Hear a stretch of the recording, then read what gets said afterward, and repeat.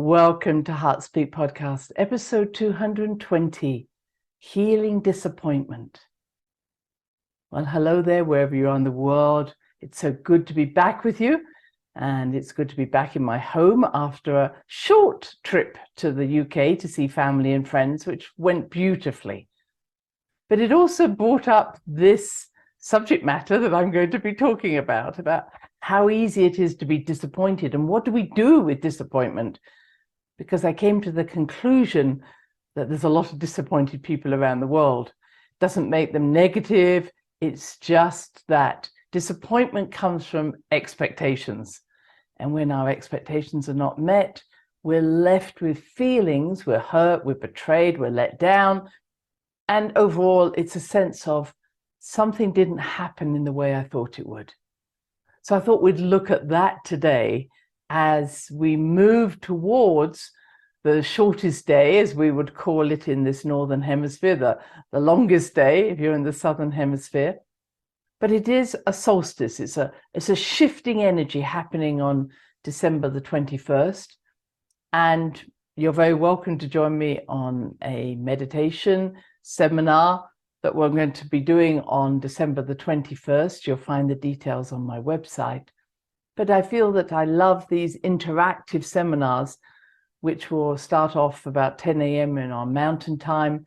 If you're not able to come, you can always register and you will receive the recording.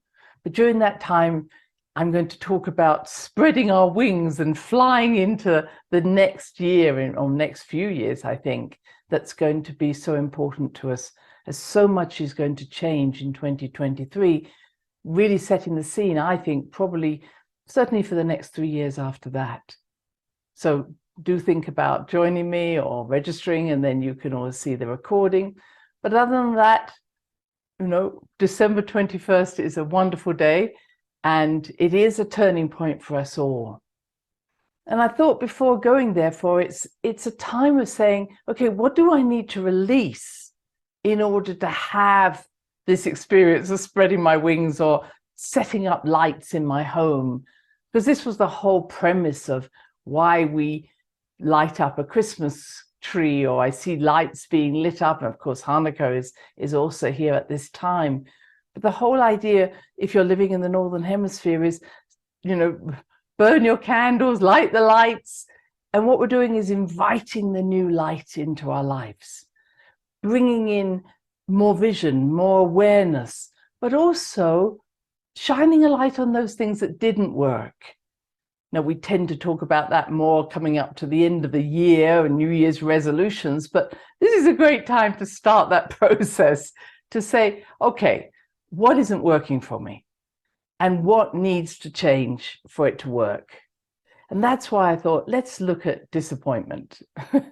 Because I'll tell you, why did I think of this subject? I went to the British Museum with a friend and I was very keen to go there because wherever I travel in the world, we're always talking about how the British stole everything. So did other colonizers, and we brought it into our museums. And I have been to some fabulous museums around the world. And I say fabulous because they weren't always written, or the write-up wasn't always in English, but the way in which it was displayed gave me enough evidence to say, I know what you're trying to tell me about this period of my history. I don't need to have a label. I maybe need a date, and then I can start to work back and say, okay, what was going on in this country during this time? And I think the way in which I've been to some fabulous museums where it's been displayed, you almost feel you're there. Maybe that's just my imagination. But I think a museum shouldn't just be about stale pieces that you've collected and stuck into a box and you write next to it, oh, this person found it in this time and this comes from there. And that was it in the British Museum. I was very disappointed. And I went to all my favorite places. Obviously, I've been to Egypt, I've been to Turkey, I've been to Mesopotamia, I've been to Japan, and I went to all these places to say, what have you got here that's going to enrich my experiences of going to museums in those countries? And I have to say again, I was disappointed, and disappointed by the way it was displayed. There was a display of some carvings that had come from Palenque, come from Yucatan, come from the Maya traditions, the Inca traditions, and they were just put into the staircase. In other words, people just moving up and down might notice these. And I thought, what an opportunity to teach about these places, to give me a rich experience of what it's like to hear howling monkeys and be in a rainforest and maybe rained on and be looking at these things. So I walked away disappointed, but realizing how lucky I've been to go to places both in live situations and also go into their museums, where I've found that even tiny museums have done the very best they can to bring alive, to make this experience interactive. So that's my story of why I decided to talk about this particular subject of disappointment. I got over it. I got over it because I realized how lucky I was to see and how sometimes we build up those expectations, because I remember going to the British Museum, obviously in the past, many times, and I couldn't find some of the things that I was looking for, like the crystal skull that I know they have.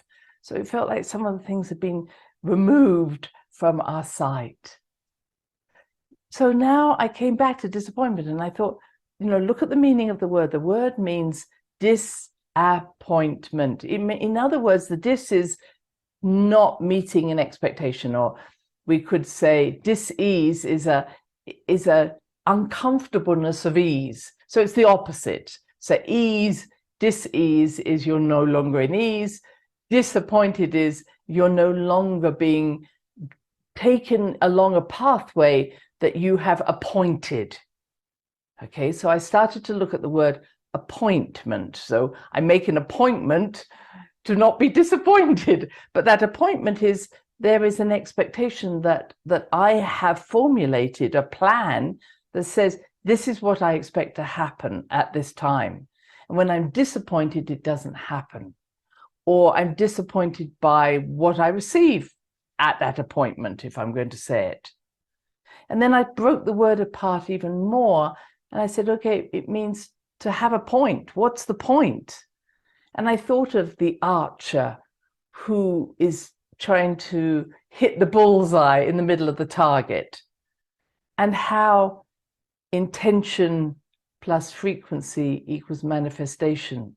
So if we say the frequency is how strong is the archer and how much energy he puts into, or she puts into, firing that arrow. But the key to it is also, what is your intention?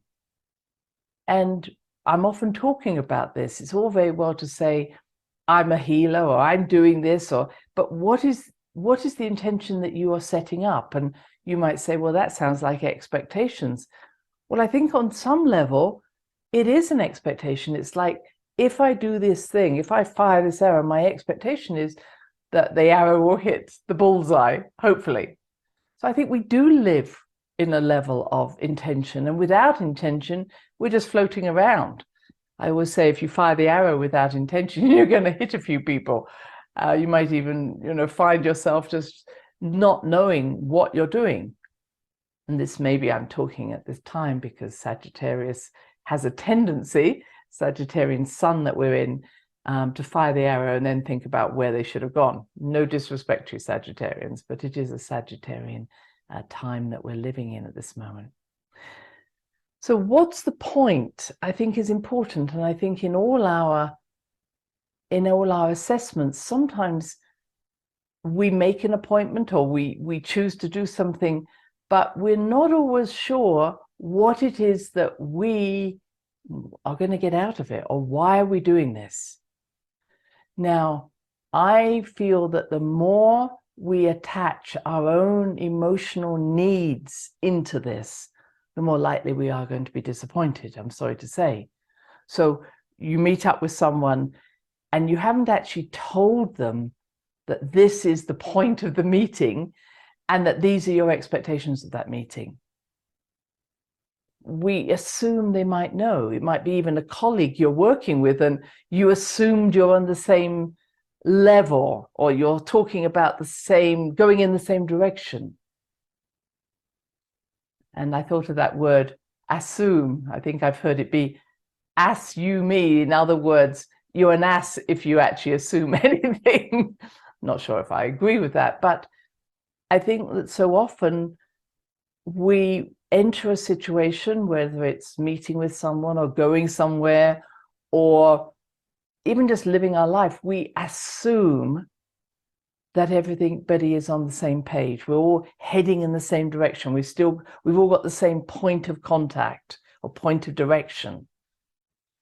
And I think it's that assumption that gets us into trouble, because I think assumptions and expectations go along that same framework. So when two people marry or get together or you have children, you assume you're all wanting the same thing, or you feel that that must be why we're doing this, and it's only later they go, that wasn't what I wanted. I had no intention, I don't know, of having children or living with your mother or whatever it was. And it's like, but I thought we agreed on this. Well, no, we didn't. We just assumed, and you expected that that would be the way it would go. And I think that's what happens with relationships. They break down because we don't have a reality check. We don't come back in and say, are we still on the same page here? How do you feel about this? And sometimes we don't, because we don't want the answer. Oh, I'm sure they'll go along with me. I'm sure it's all going to be fine. That's heading for disaster. That's heading for disappointment. And to hear the truth, again, Sagittarian sun at this moment in time wants to know the truth. Just tell me the truth. I can deal with being disappointed if you tell me the truth. It's actually worse to be strung along, isn't it? Again, assuming they're on the page, or they're saying, oh, we'll just string this person along, because all those years on, when you say maybe, I thought we were on the same page. Oh, we haven't been on the same page for the last 10 years. It's heartbreaking, isn't it? Realizing that actually I've been kidding myself. So this disappointment is a way of us feeling the wound, the hurt that goes along from having had expectations and assumptions and not checking in with each other. Now, of course, we can check in and someone says, yeah, I'm on the page. And then 5 years later, they say, oh, no, I've gone off that page now. It's not what I want. And what we're needing to be able to say is actually, did I know that to be true? I mean, could you share that information with me? And that would have been helpful to actually have that. Now, there is another thing that some of us might do, is see the potential in someone, or the potential in a business deal, or the potential, I don't know, in our society. And so you kind of say, okay, it's not happening now, but I'm actually focusing on the potential. And we know that, sometimes we marry the potential rather than the person, and then find out that they are never going to reach that potential. That's never been their intention to marry, to meet that intention of ours or potential of ours. And therefore there's that let down again. So for all of us, it's about doing a reality check. What is my intention? What is my focus? Where am I not being honest about what is true here? I assume we're all on the same page, etc. I won't go over that, but that reality check is what needs to happen.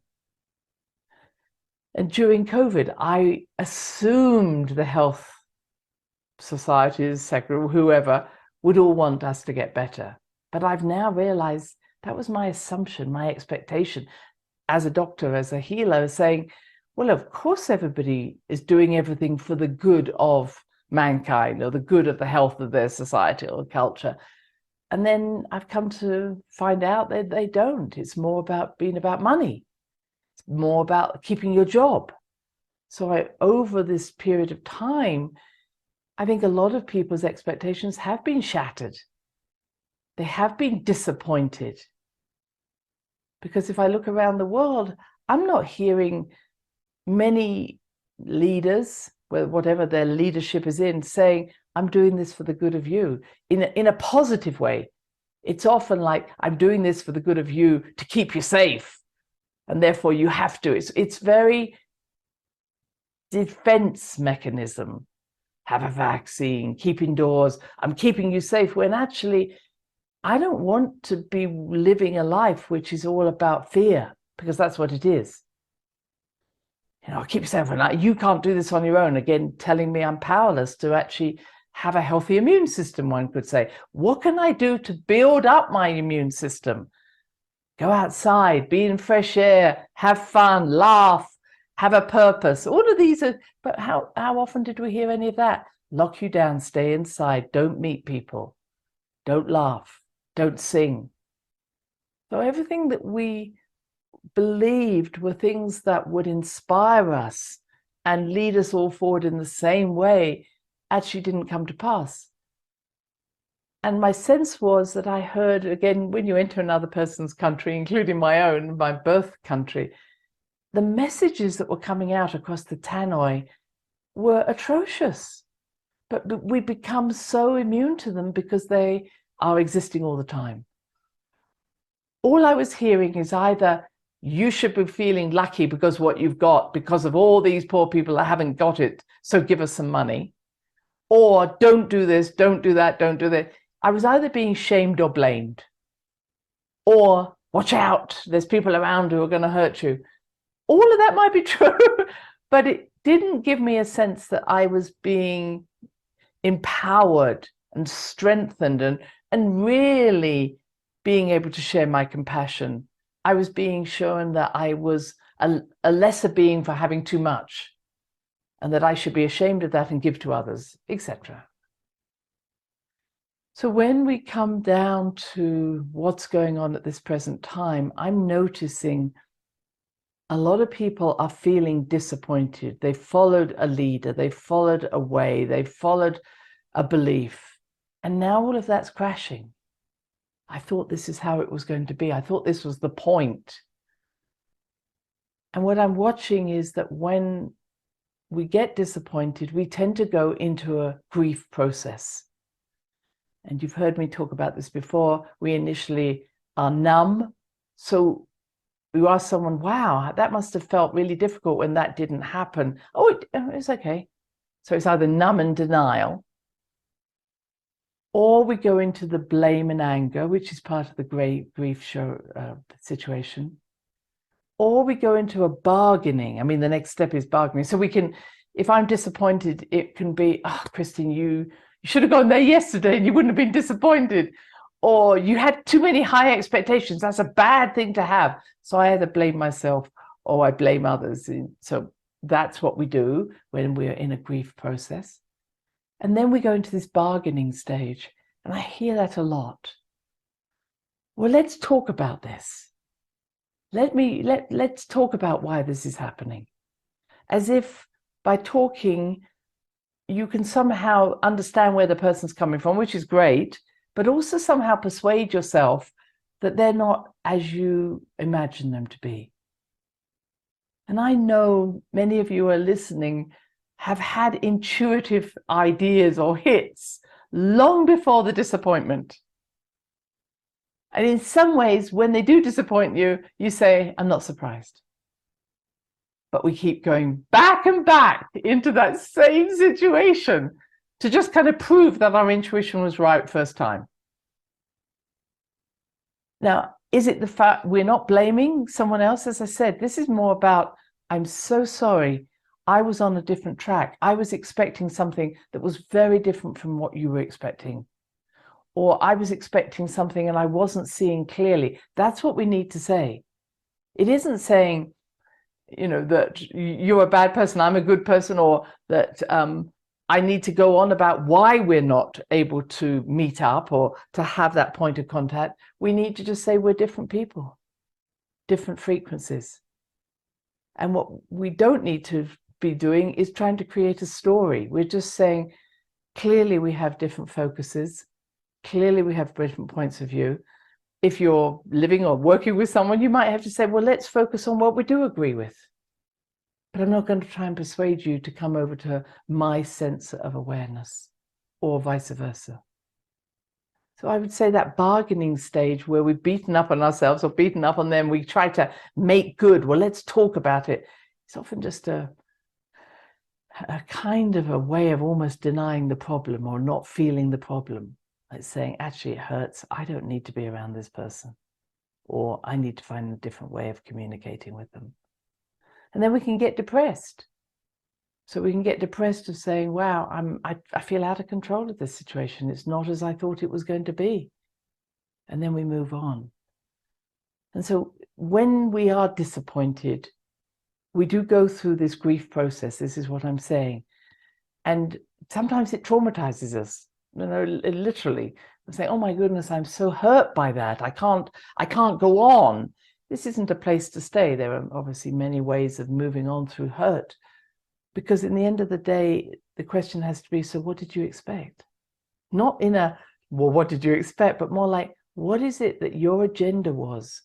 Where were you pointing your arrow that didn't come true? Now, do you need to decide to continue your path? Same agenda, but actually seeing people in a different light? Or is this time to refine your focus? What is your focus? What is your agenda? Do you need to tell people about it? So there are many ways of healing our disappointment. And I don't believe it's just about, oh, it didn't matter. That's just skimming over the surface. We do need to feel what's happening, how we feel let down. But not to blame others, to say, where did I miss the mark? Where did I miss the point? Where did I not see what was going on? Why didn't I listen to my intuition, perhaps? Or maybe believe that the potential was going to realize itself at some point. Or perhaps I need to change my agenda. Or I need to let go of what I want out of this situation and just move through it. In other words, okay, it is what it is. This is something I want to move through, but I don't have any expectations that it's going to be as rich as I thought it was going to be. Eventually we make peace. So this is not about not having an agenda or not having the intention. Just to clarify, it's about checking in. It's about being realistic. It's about being communicative, communicate what you need. And it's willing to set aside an agenda that may not be working and say, I'd rather give everything up rather than trying to make it work. And saying, well, what do we both want? And having that ability to make free and easy choices. Making choices every day. Every day, this is what I choose for my body. This is what I choose for my relationships. Choices we made 20, 30, 40 years ago do not stand. They need to be made every day and communicated to those we love and those who love us. And those business people we're working with, this is the choice I'm making today.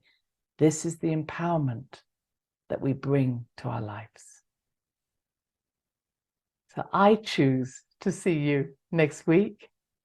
Have a lovely solstice. And I send many blessings to you at this time. We're moving forward beautifully. It just needs us to make those perfect choices in the moment.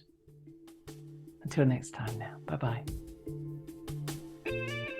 Thanks for listening to the HeartSpeak podcast with Dr. Christine Page. Please check out all HeartSpeak episodes in the podcast archive section on www.christinepage.com. HeartSpeak is also available on iTunes, Spotify, Google Podcasts, Sticher Radio, and now playing on Amazon Music and iHeart Radio. You can also watch the archive podcast on Christine's channel, on YouTube, and now on Rumble. Connect with Christine on Instagram, LinkedIn, and Facebook, including her newest Facebook group, The Great Mother Calling. Do share with family, friends, colleagues. Join us next time for another edition of HeartSpeak.